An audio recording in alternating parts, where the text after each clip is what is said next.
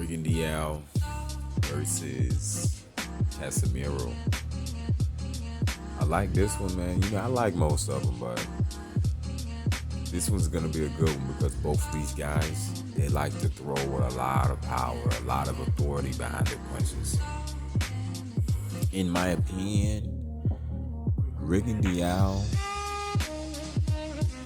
as far as footwork is concerned, his footwork is lacking. Rigondeaux, he hasn't been using his footwork, man. He's using the most minimal movement possible, in my opinion. He rather use some type of defensive movement with his top body or his arms, as opposed to just move out of the way. He'd rather clinch up. When it comes to their mobility, I think that Casimero might have him by a little bit of advantage. When it comes to like boxing, defensiveness or boxing IQ, I want to lean with Rigondeaux because Rigondeaux, defensively, as far as the way he moves, his top body, rolling, sliding, to me, he's better than John Riel Casimero at that. What I don't like is that in Rigondeaux's most recent fights, he's so stationary.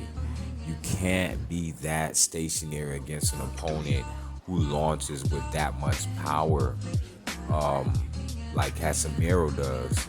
But on the flip side, Casimero, in looking to catch that power, he could open himself up to counters. Rigondeaux is a decent counterer. That's what he wants to do. And he's gonna be a countering southpaw. Sometime Casimero, he's offense oriented. So I see that maybe might play into Rigondeaux's countering abilities. Size-wise, Casimero looks like he has Rigondeaux by a little bit of size. Rigondeaux looks small. He has a small frame, and most of his most recent fights, he always seems like the smaller guy in there, even if he has a more explosive punch. He's still, although he's dense, he has a dense body, he has a small frame, and I feel like Casimero could hurt him to the body and could hurt him, if he reaches him anywhere, top of the head or chin, temple, top of the head or chin. Casimero, in my opinion, has the power to where Rigondeaux can't let him get off on him like that. Rigondeaux, he has a bad habit sometime of engaging in brawls, and if he engages in a brawl with Casimero, it might not be the best course of action for him to take, because I feel like Rigondeaux, he does best when he's able to keep the fight clean. When he's able to keep you measured, able to time you, counter you, space you out, and kind of dictate what's going on. If Casimero pushes his kind of pace and is able to make Rigondeaux uncomfortable, make it physical, use a lot of footwork, he'll give Rigondeaux a hard time.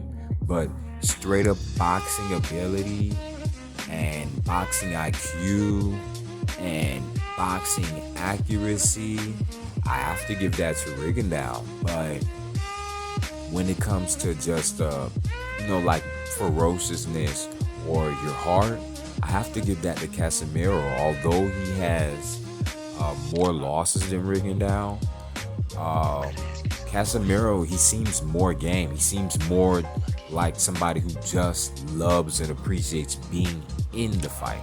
Rigondeaux, he'll beat up on you if he's so much more skillful than you, if you understand what I mean when I say that.